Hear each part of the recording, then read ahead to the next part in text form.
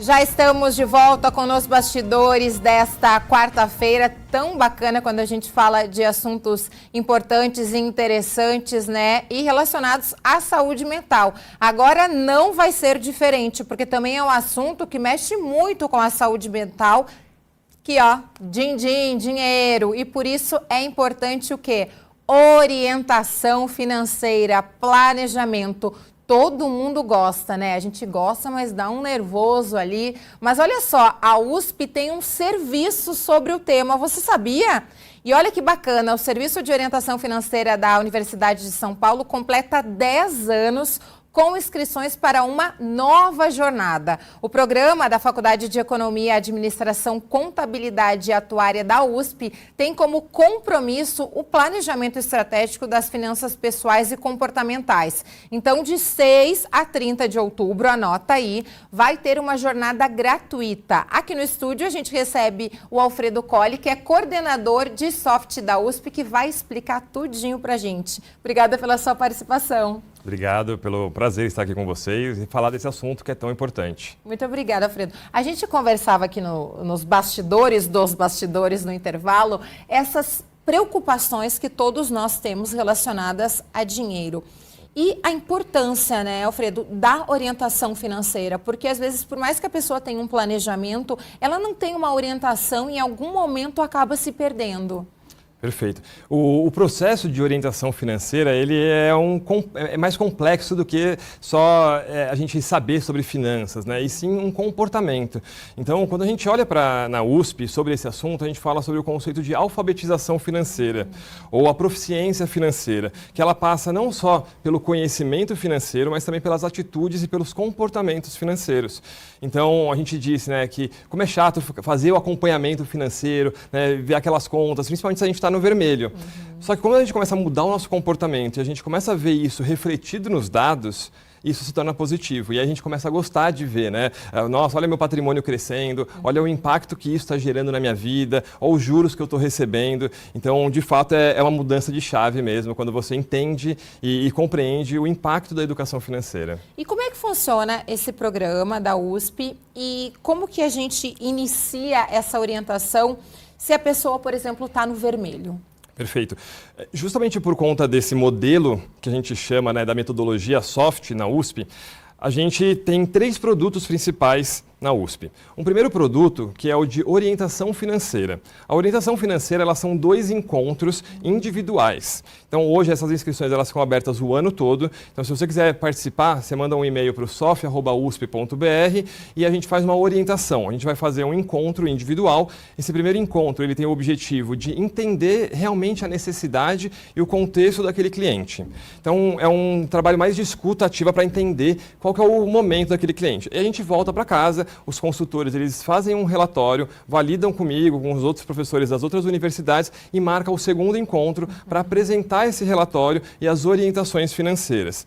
Então, esse é um projeto que já existe desde 2015, está completando 10 anos e ele fica aberto o ano todo. Além disso, a gente tem o curso de educação financeira que acontece uma vez por ano. É uma jornada coletiva de educação financeira. Então, é um curso online, gratuito porque ele é patrocinado pela FEA, pela USP e pela FIP, que é a Fundação Instituto de Pesquisas Econômicas. Então, a gente consegue agregar gratuidade com qualidade no ensino. E esse curso, ele tem o objetivo de, durante um mês, falar sobre finanças com esse público em geral. Mas mais do que falar de finanças, é como a gente traz os elementos das finanças pessoais e comportamentais para o nosso dia a dia. E além disso, a gente sabia, né, que então, olhando só para conhecimento, para essas atitudes financeiras, a gente precisava ir além e olhar para um programa mais de longo prazo. Então a gente também tem um programa de acompanhamento financeiro com o objetivo de trabalhar junto com o cliente durante 6 meses. E aí foi justamente por isso que a gente está esse ano ampliando, né, comemorando esses 10 anos e fazendo um convênio com outras universidades federais, desde a UFMG, a UFBA, a UFES, com o objetivo de fazer um convênio de universidades para ter maior escala e qualidade no atendimento. Alfredo, nesse período que vocês trabalham, atuando, enfim, com os clientes, o que vocês mais percebem que é o problema? E aí eu vou falar se é problema parecido com o que eu tinha alguns anos atrás. Por exemplo, a pessoa tem um planejamento, ela acaba fugindo do planejamento e aí tem aquela compra pela compulsão. E aí acaba endividando o planejamento, comprometendo, na verdade, o planejamento, enfim, e aí quando vê, deu aquela bagunçada. Perfeito. Eu acho que são 4 pontos principais, assim. Eu acho que um primeiro ponto que você trouxe, que é essa questão do consumismo. Porque hoje em dia a gente está falando muito mais sobre finanças comportamentais do que da parte técnica. Então existe toda uma psicologia financeira por trás disso. E esse assunto a gente recebe pessoas com depressão, a gente saiu notícias agora de que 60% das causas de divórcio é em relação a más finanças, né, a dificuldades familiares. Então, esse é um primeiro ponto, é como a gente lida com o dinheiro, né, a consciência financeira. Então, muita gente vem com essa questão de, putz, não sei para onde ir, estou perdido aqui, o que eu faço? Sim. E aí realmente está numa bola de neve. Então, aí muita gente, e aí alinhado com isso, vem com a busca por se organizar financeiramente. Então, a pessoa hoje ela não faz acompanhamento, então ela não tem uma planilha de Excel, ela não tem um aplicativo e ela busca a gente para ajudar ela a se organizar. E aí, esse para mim, acho que é o carro-chefe, assim, é o que mais vem gente. Porque às vezes a pessoa acha que tem outro problema, mas quando a gente começa a colocar isso no papel, a gente vê que é um problema de organização financeira de fato.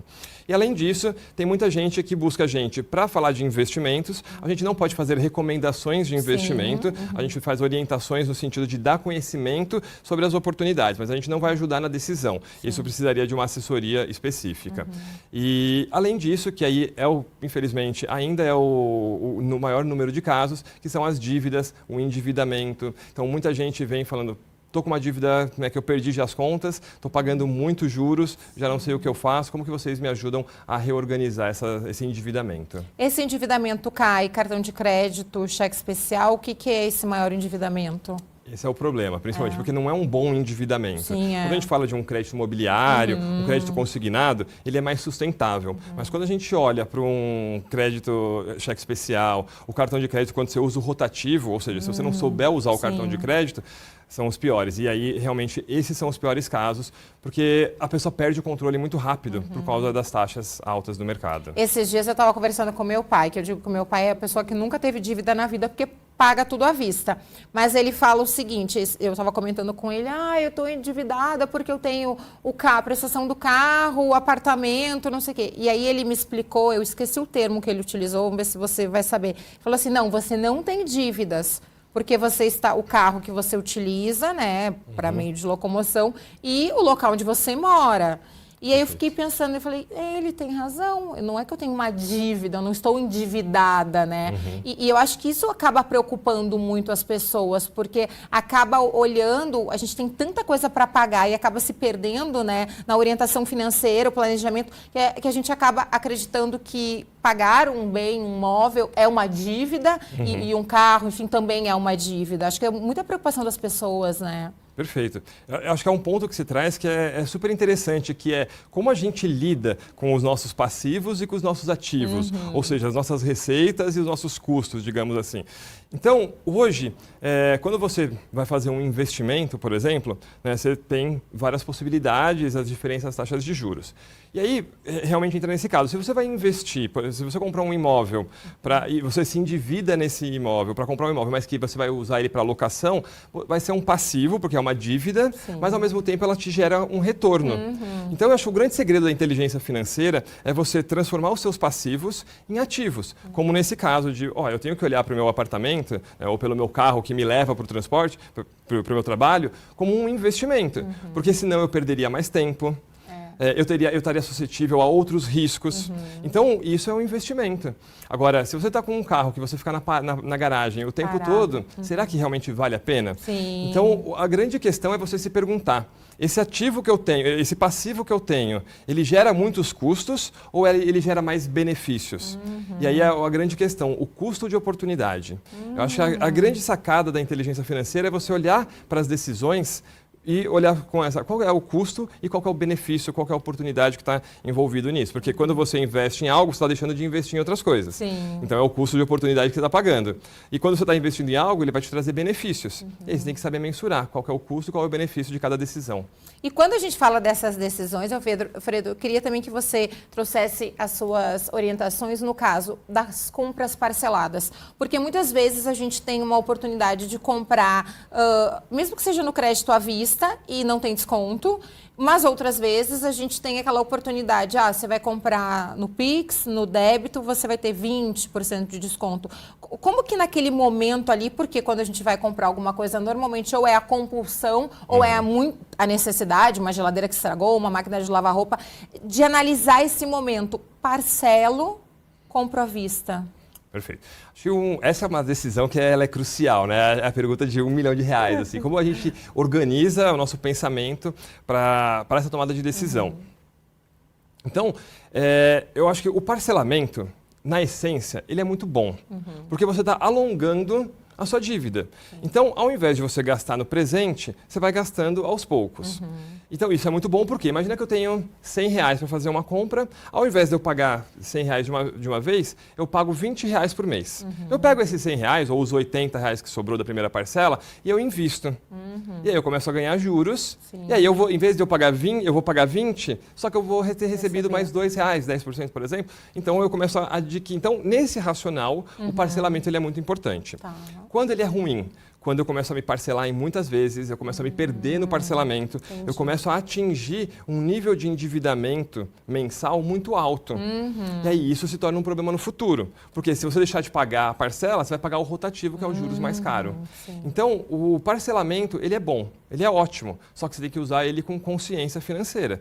Então, vai comprar, por exemplo, vai comprar coisas pequenas, no meu caso, eu não fico parcelando.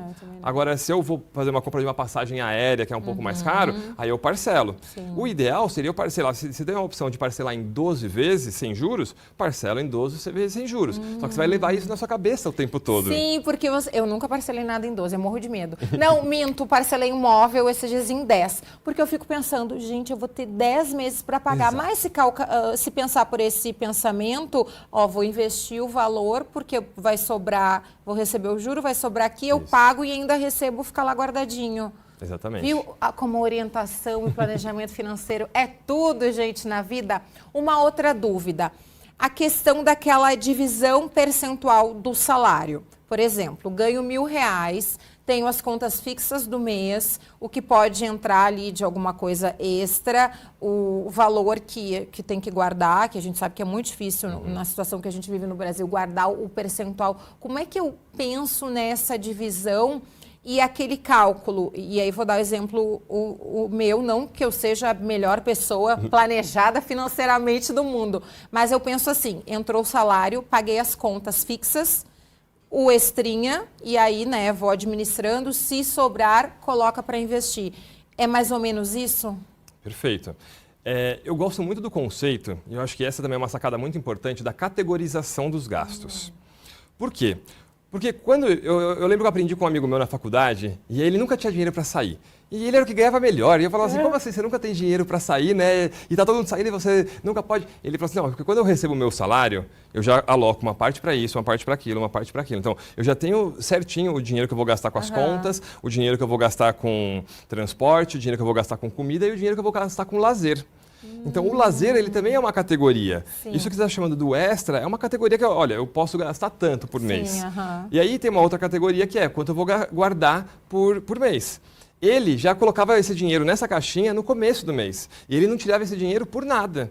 Ele fazia o certo, que normalmente a gente faz o contrário. Isso. Se sobrar, a gente guarda e investe. Exatamente. Então, a gente pensa assim, o que sobrar no final do mês eu invisto, eu guardo. E ele não, ele fala assim, eu já vou guardar esse dinheiro agora, porque depois o que eu tenho na conta eu sei que eu posso usar para o meu lazer. Se eu passar desse valor, eu não posso mais usar. Então, ele garantia a disciplina dele e diminuía um pouco do momento de lazer, porque faculdade também, né, gente? A gente estava passando um monte de perrengue ali e tudo mais, então era o momento, mas ele conseguiu guardar e hoje está super bem financeiramente com esse pensamento. Acho que esse mindset também é um dos grandes segredos da educação financeira. Da educação financeira. Uma outra preocupação que eu acho que preocupa a todos nós, a questão do supermercado e aquelas compras mais diárias ou semanais e mensais. Por exemplo, minha mãe sempre diz, não vai ao supermercado com fome e sem lista.